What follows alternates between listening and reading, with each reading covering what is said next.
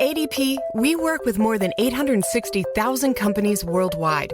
That gives us a pretty good idea of how to help businesses grow stronger. Whether it's through data insights that help you make informed decisions about building a team that works better as a team, or by keeping you ahead of thousands of changing regulations so you can keep ahead of everything else. Like building that better team. Grow stronger with ADP. HR talent, time, and payroll. CBS Radio Mystery Theater presents...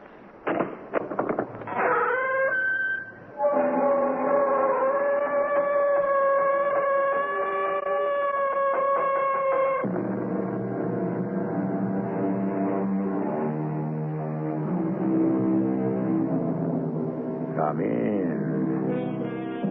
Welcome. I'm E.G. Marshall.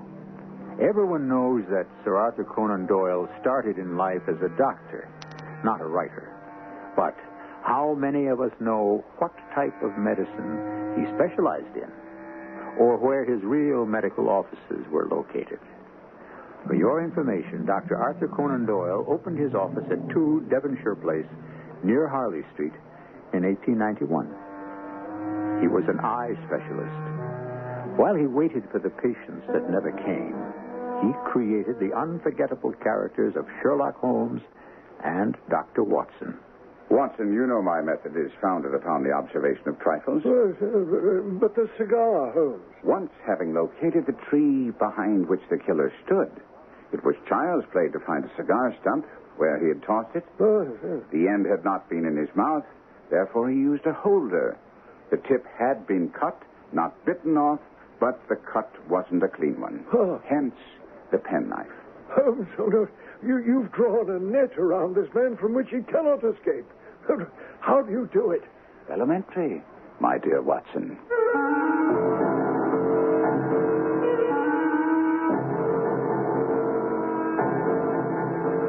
Our mystery drama, The Bascom Pool Mystery, was based on the Sherlock Holmes classic and adapted especially for the Mystery Theater by Murray Burnett. It stars Kevin McCarthy. It is sponsored in part by ARM, Allergy Relief Medicine, and Buick Motor Division. I'll be back shortly with Act One.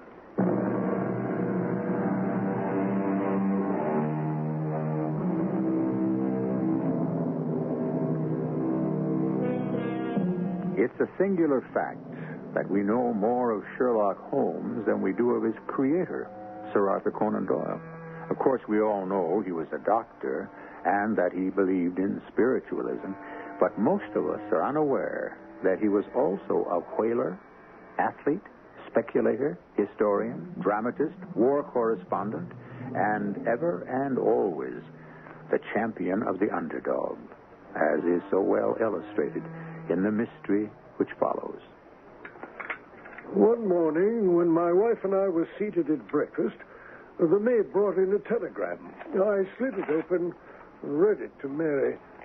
Have you a few days to spare?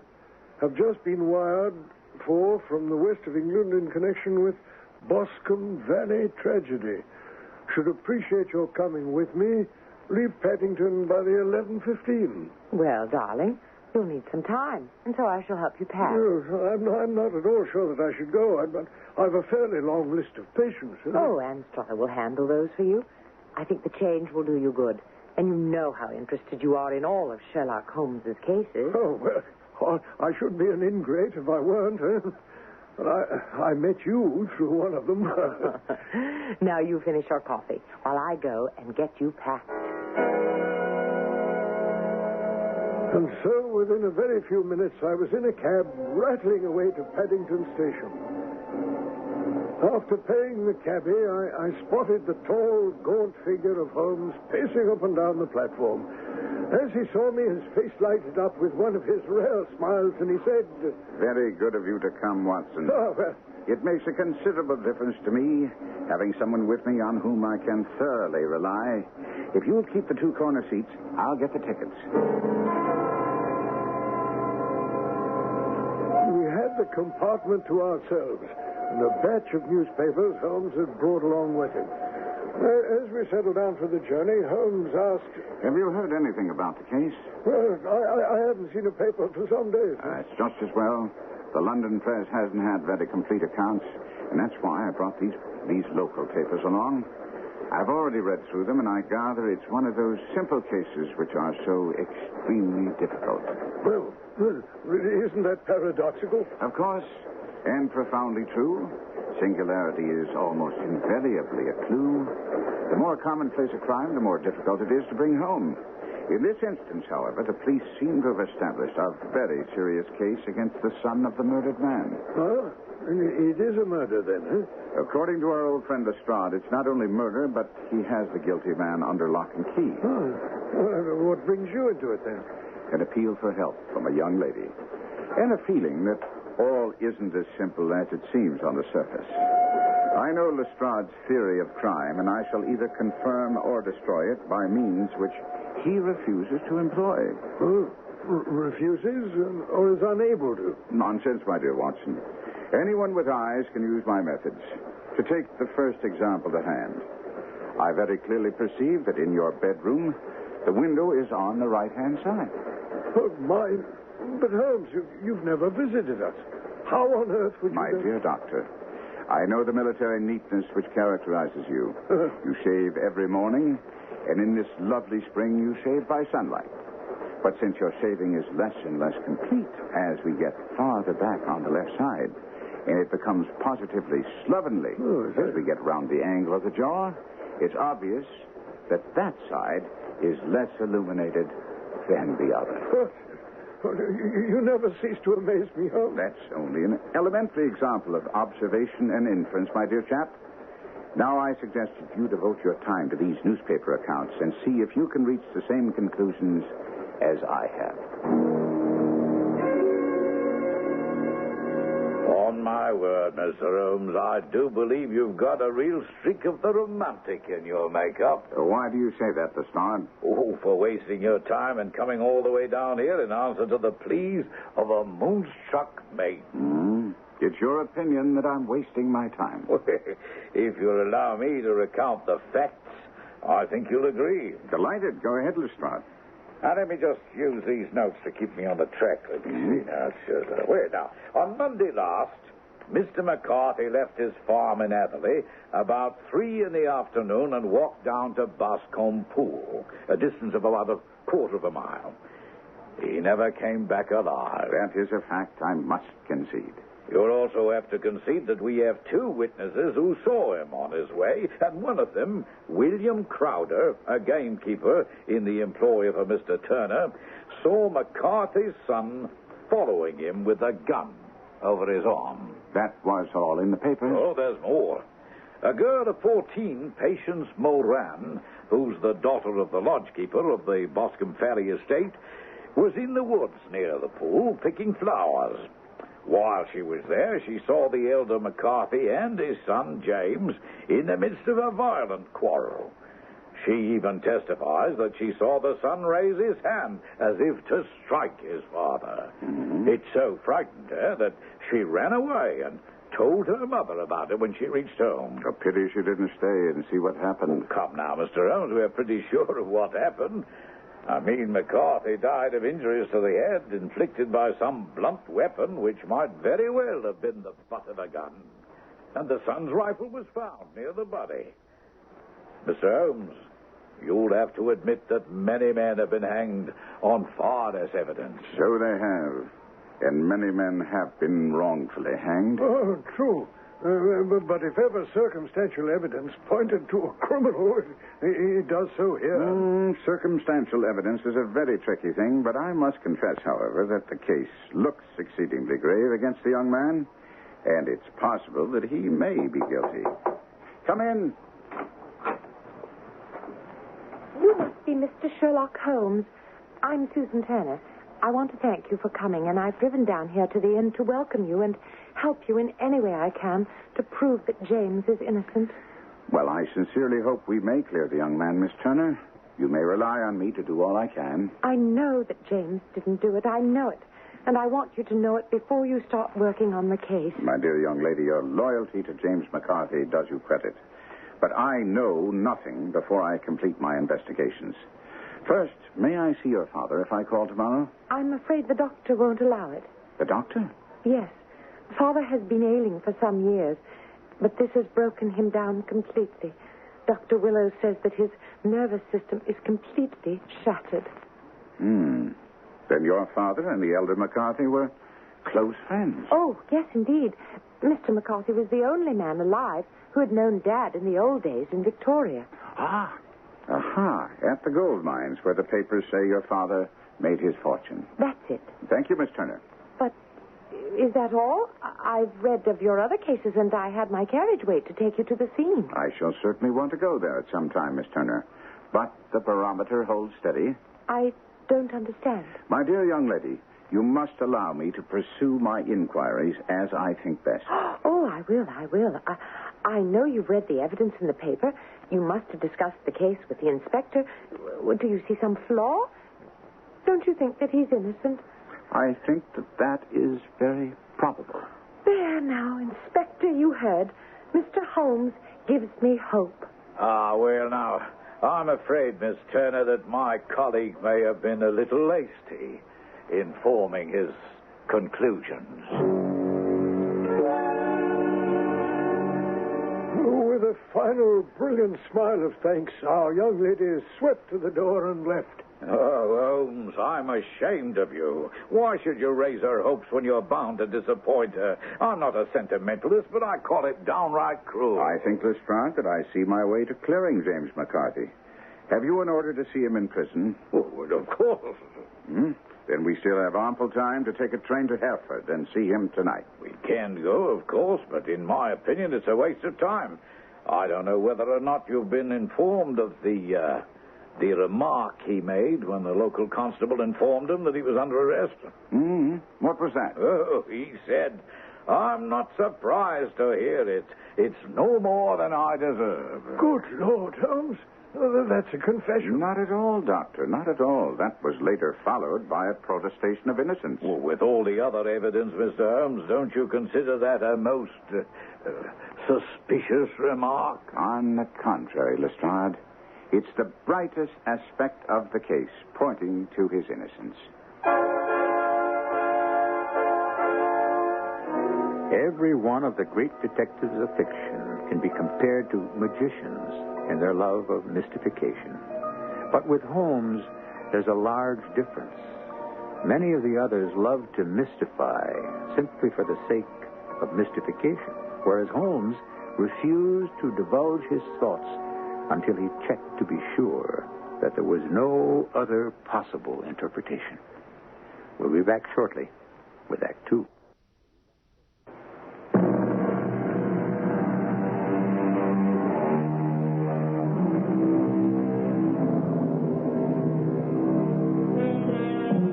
A little earlier, I mentioned that Sherlock Holmes was the champion of the underdog, and I suspect that this was an added factor in the endless popularity of A. Conan Doyle's creation. Now we have Holmes rushing off to the west of England to save a man not only suspected of murdering his father, but sitting in Hereford prison waiting to be tried for that crime. When we entered James McCarthy's cell, I could understand Miss Susan Turner's feelings for the young man, for he was indeed handsome, with a frank, open countenance that cried out for belief. But I remembered other criminals with handsome faces and listened avidly as Holmes began to question him after we were introduced. I understand, Mr. McCarthy, that you're an only child. That's right. Now, I believe you testified before the coroner's jury that you had been away from home for 3 days and returned only on the day your father was killed. So I did. Where were you for those 3 days? In Bristol. You have business there? What's in Bristol has absolutely nothing to do with my case. Once again, I'll say no more about it.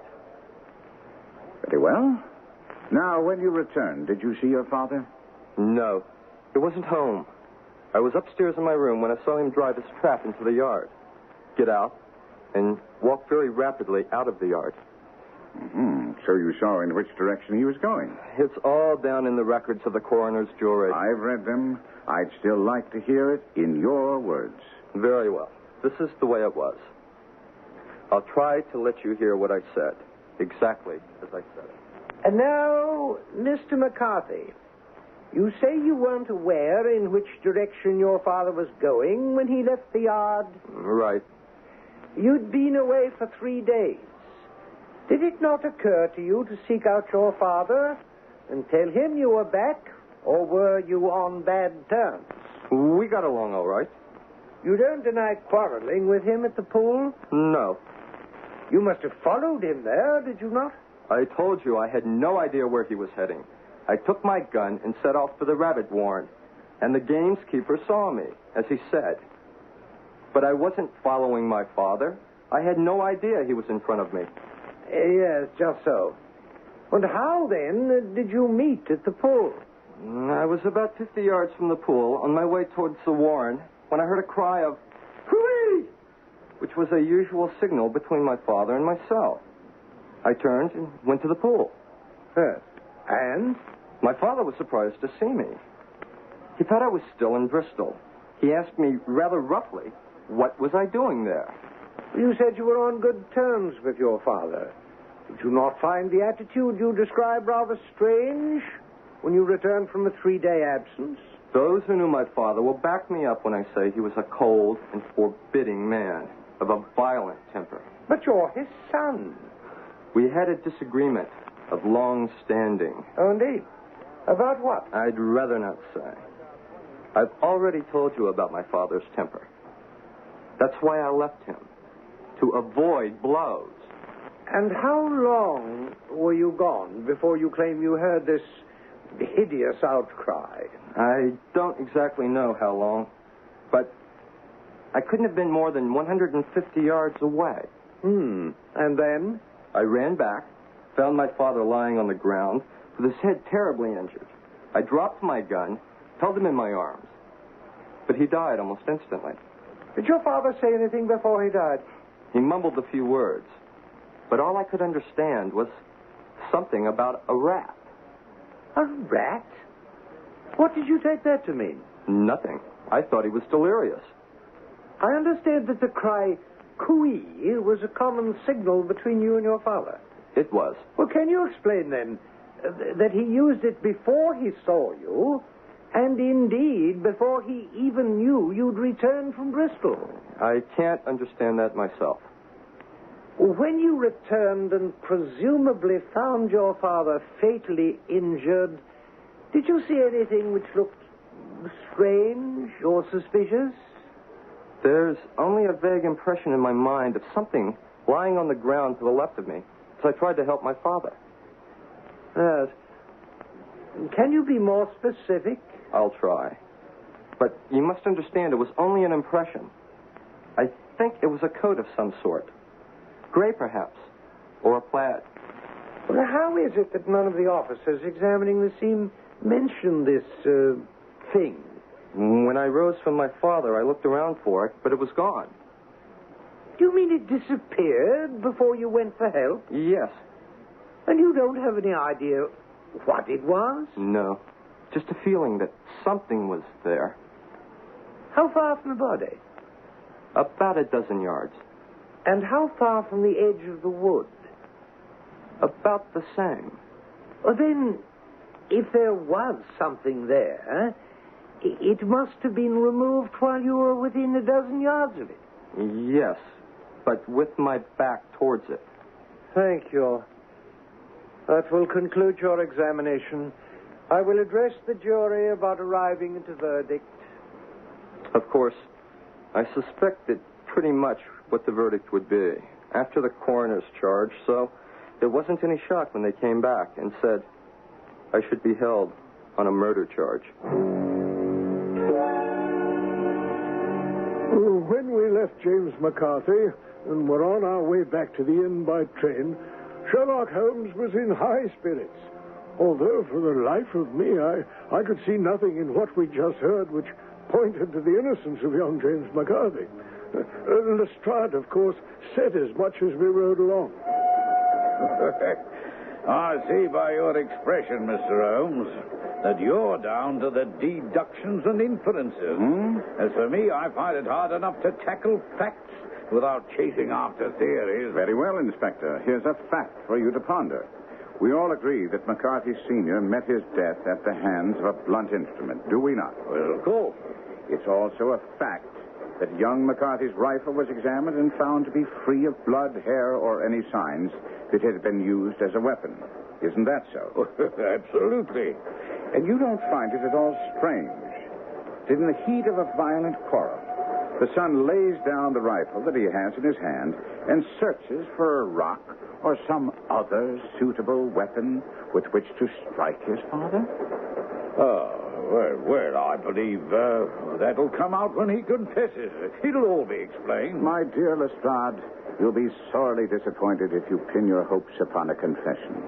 First, because the young man, although not very bright, isn't the type to confess. And secondly, because he can't confess to a crime he didn't commit. Oh, come now, Holmes. The coroner's jury came in with the charge not because of me, but because the coroner very correctly pointed to the discrepancies in his story about the father having signaled to him before seeing him, and his strange account about his father's dying words, and his refusal to give the details of the quarrel with his father. Both you and the coroner don't blink an eye at young McCarthy's ability to come up with a fantastic tale about his father's strange dying words involving a rat and mysterious disappearance of some kind of garment. Well, you do have a way of looking at things, Mr. Holmes. But if you don't mind my saying so, they're kind of wrong side up. Like the way you took his saying when he was arrested that it was no more than he deserved as a sign of his innocence. Most certainly, Lestrade. Had he appeared surprised when he was arrested or loudly proclaimed his innocence, I should have looked upon it as highly suspicious. May I ask why? Well, however innocent he might be, he cannot be such an absolute imbecile as not to see that circumstances look very black against him. His honest acceptance of this, plus his undoubted self-reproach for his quarrel with his father, bring out the words, "It's no more than I deserve." Lestrade left us to write a report to the Yard, and Holmes insisted that we visit Susan Turner. Accordingly, we drove to Boscombe Hall, a large house located in the center of the considerable holdings of Mr. John Turner. Miss Turner, do you have any idea what caused the quarrel between James and his father on the day he was killed? You've seen James. How is he? Did you tell him I believed in his innocence? He didn't need to be told. He seems in as good spirits as one could expect. But you haven't answered my question. I know. I'm just trying to think whether James would want me to tell you, since I am involved in it, and that's the reason he wouldn't tell the coroner. Now, Miss Turner, this is no time for concealing things that might well be vital to the investigation. Oh, you're right, of course. It's no time to hide anything. James and his father had many disagreements about me. Mr. McCarthy was very anxious that there should be a marriage between us. And you're telling me James objected? Mr. Holmes, James and I have always loved each other as brother and sister, but of course he's young and he just isn't prepared to undertake marriage just yet, and I'm sure there were many quarrels between them over this. And your father? Did he favor such a marriage? No. He was adverse to it also. No one but Mr. McCarthy was in favor of it at this time. Did your father ever give you any reason for his objecting? As I've told you, Mr. Holmes, my father hasn't been well for some time, and I would never think of discussing anything with him that I felt might cause him distress. At dinner that night at the inn, Holmes was thoughtful and less buoyant than he'd been earlier in the day. Lestrade joined us at coffee. Well, Mr. Holmes, have you come up with any more fancy deductions and inferences? No, as a matter of fact, Lestrade, I've only a few interesting questions. Perhaps you can help me with one of them? Oh, glad to do what I can. Can you tell me the relationship between Mr. Turner and the senior McCarthy? Well, of course. They were the best of friends. He even gave McCarthy Hatherley Farm, rent-free. They went to the races together. Indeed. And furthermore, this business has had a very bad effect on him. You know, he's in his 60s and hasn't been in good health for some time. But now it's said that because of this, his life is really in danger. It must have been a great blow to him. Well, does that help you at all, Mr. Holmes? Insofar as it poses two other interesting questions, the answer is yes. Well, then perhaps I can answer those for you also. Not unless you happen to have a map of Australia and know exactly what young James McCarthy was doing in Bristol for 3 days. The city of Bristol is noted for its extensive port facilities, its leadership in engineering, and the fan-vaulted ceiling of the famed church of St. Mary Radcliffe. But I doubt if it was for any of these that young James McCarthy spent 3 days there. We'll find the answer to that together with Sherlock Holmes when I return with Act 3.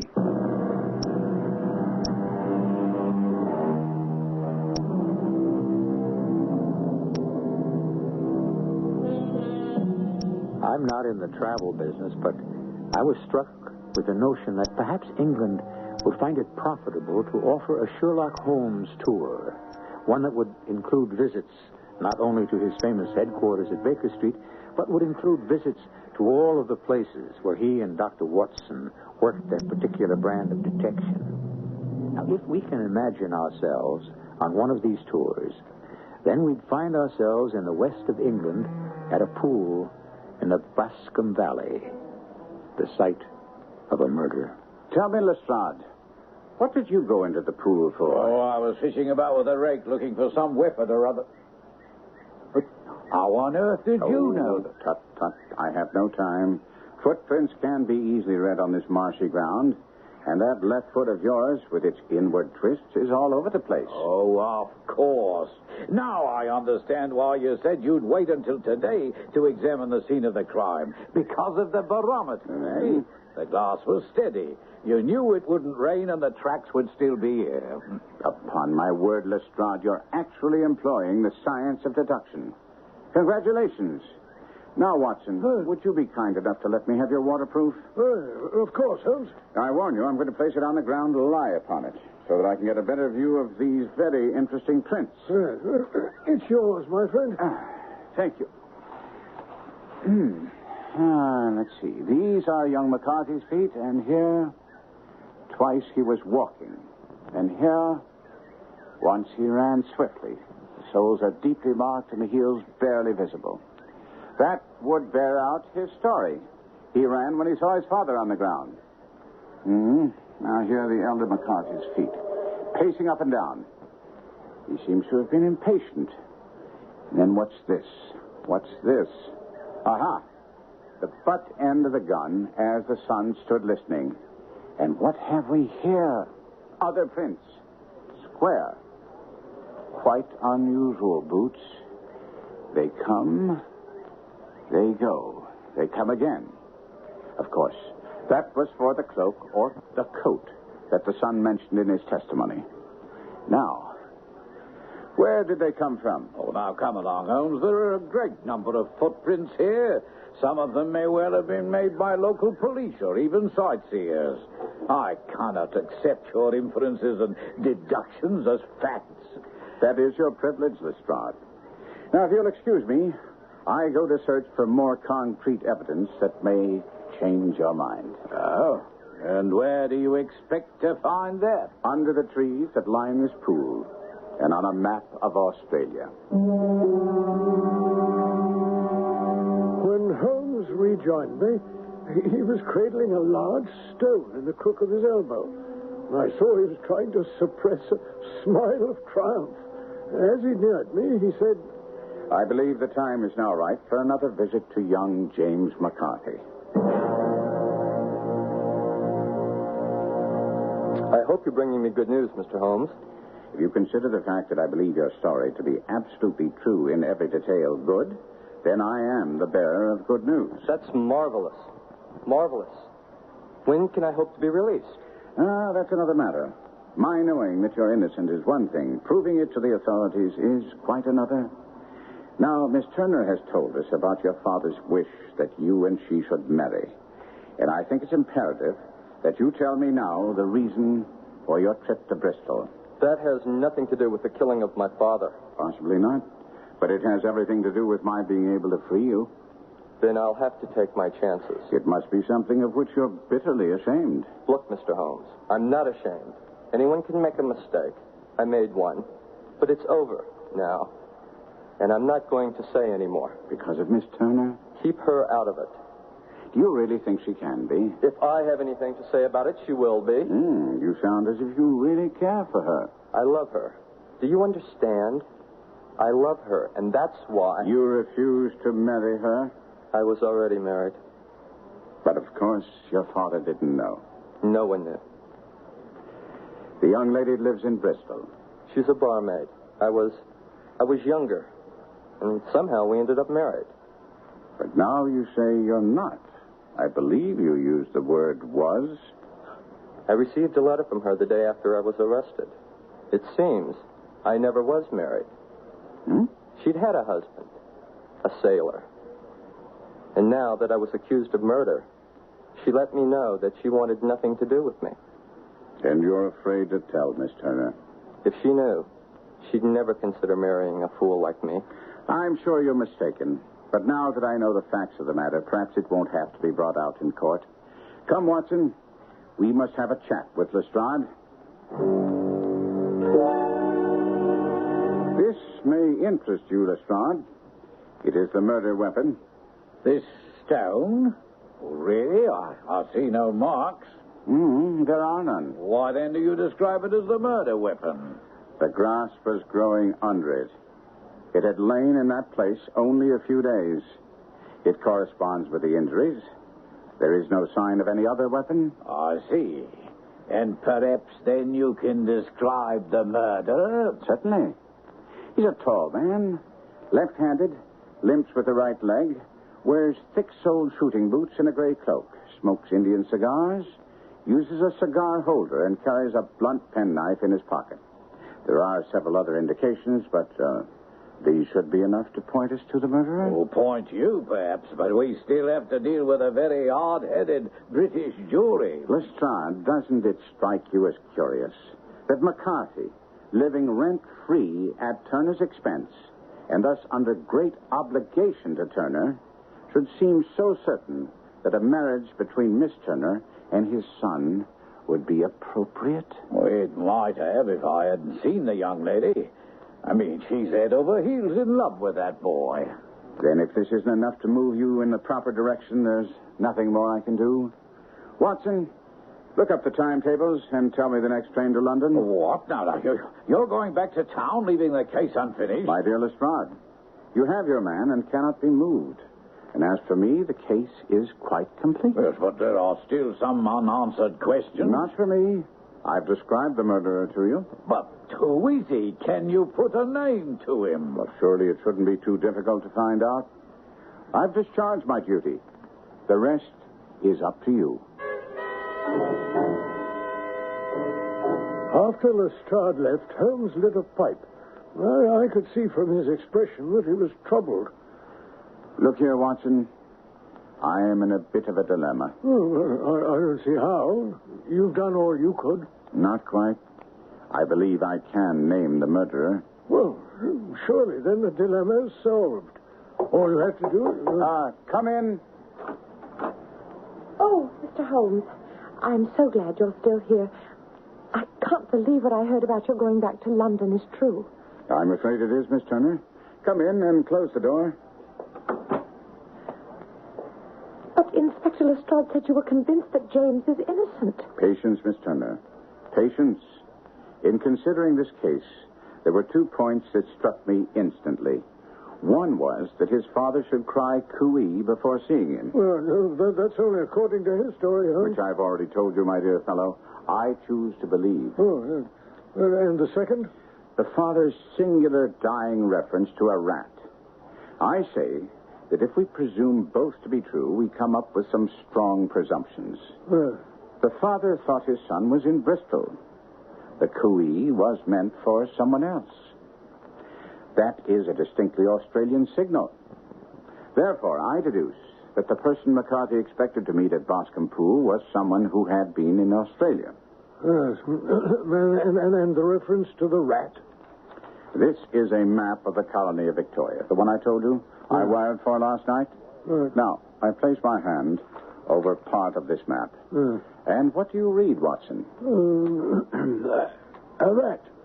And now, when I raise my hand... Oh, Ballarat. Quite so. That was what the elder McCarthy was trying to tell his son. The name of the murderer. So-and-so of Ballarat. Oh, by Jove. The possession of a gray garment was a third point, bringing us to a definite conception. We are looking for a person from Australia, from Ballarat, with a gray cloak. Astounding, Holmes. You applaud my performance before I finished. We can further deduce that this person is one who is native to this district because the pool can only be approached by the farm or by the estate, where a stranger would, well, hardly wander without being certain to attract attention. I have other evidence, but it all points in the same direction. The direction of a left-handed man with a limp who smokes Indian cigars. But you told Lestrade he used a cigar holder. He does. The cigar stump I found clearly showed that the end had not been in his mouth. Therefore, he used a holder, and the tip had not been bitten off but cut. The cut was not a clean one, so the deduction is clear that he must have used a blunt penknife. I don't want to hear any more. Mr. Holmes and Dr. Watson, you must forgive me, but I cannot stay. I have to... Father. Susan. Good Lord, I never expected you to be here, Susan. Mr. Holmes, your note said... I apologize, but there was no way of avoiding this issue. No, I suppose not. And I assure you I would have spoken before now if it weren't for Susan. She's... Father, I don't think you should say any more. No, it's too late, my dear. I have a great deal more to say, and it's best now that you hear it all. He cannot be arrested. I will not have him arrested. I sent for you, Mr. Holmes, and I can send you away. There may be no arrest. Oh, but Holmes... We are not police officials, Watson. I came here at Miss Turner's request, as she says. However, an innocent man must not be allowed to suffer. I have had diabetes for years, and my doctor says now that it's only a question of a month or two before I die. But I tell you, no one knew the true character of that dead man. He was a devil incarnate, and his grip has been upon me these past 20 years. It stems from Australia. Yes. Back in the early 60s, I went to Australia to make my fortune. I failed at my diggings, fell among bad companions. Oh, I was hot-blooded and reckless. I took to the bush and became, in short, nothing better than a highwayman. There were 6 of us, and we had a wild, free life. Black Jack of Ballarat was the name I went under. And we're still remembered out there as the Ballarat Gang. And then, one day we heard of a gold convoy coming from Ballarat to Melbourne. The escort troopers outnumbered us, but as I said, we were reckless. All right, boys, let's go get him! Hold those horses steady, driver. Cover him, boys, while I climb up and get him to help me unload the gold. All right, now, driver. You'll either help us unload this gold or I'll put a bullet through your brain. We got away with the gold, but the driver of that coach was this same McCarthy. I wish I'd shot him then, but I gave it no thought. And how many years later did he find you? Some 11 or so. I suppose it was a punishment God laid on me, despite the fact that I'd turned over a new leaf and tried to make up for my past. I'd gone to London about an investment when I met him in Regent Street with hardly a coat to his back or a boot to his foot. But he'd been tracking you? Well, he must have been, because he knew I didn't live in London. He touched me in the arm, and I'll never forget his words. Well, And here we are, Jack, he said. We'll be as good as a family to you. There's two of us, me and my son, and you can have the keeping of us. If you don't, well, England's a fine, law-abiding country, and there's always a policeman nearby. And so you've been supporting him ever since? Whatever he wanted, he got without question. Land, money, houses. But then he went too far. He wanted his son to marry Susan. But the boy seems a nice enough lad. No, I had no objections to James. But as you know, I don't have long to live. And he grinningly told me it was only his just due that he should step into the whole property as Susan's father-in-law. Oh, I drew the line at that. So we were to meet at the pool for a final talk. And why, after all these years, did it end violently? Because he threatened to tell Susan, and suddenly I saw red. I stooped, I picked up a stone, and I struck him down. His cries brought back his son, but I had gained the cover of the wood, although I was forced to go back for my cloak. Now, Mr. Holmes, that's the true story.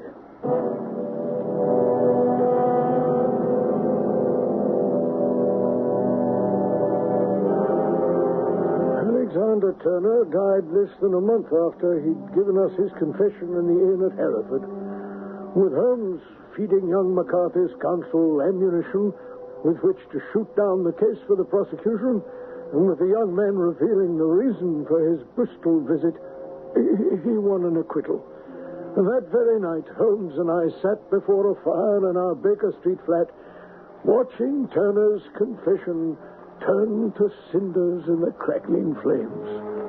My dear Watson, don't fret too much about my not being able to take credit for solving the Bascom Pool Mystery. How the devil did you know? I'm sure that after the passage of time, you'll write it in those memoirs you're working on.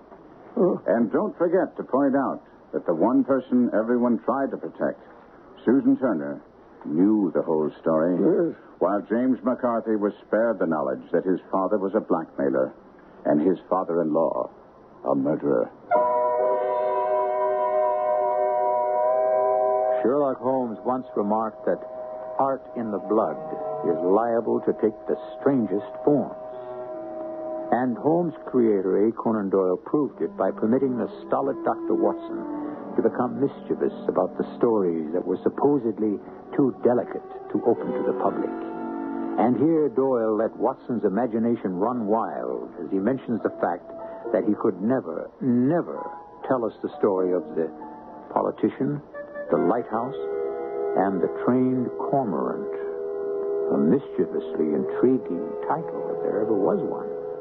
I'll be back shortly.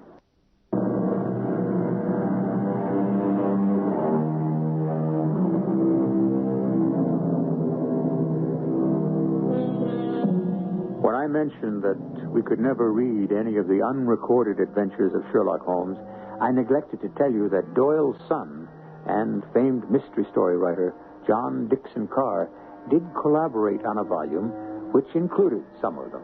They were interesting, but, as the authors themselves would be the first to admit, lacked the master's touch that made A. Conan Doyle and his Sherlock Holmes world famous.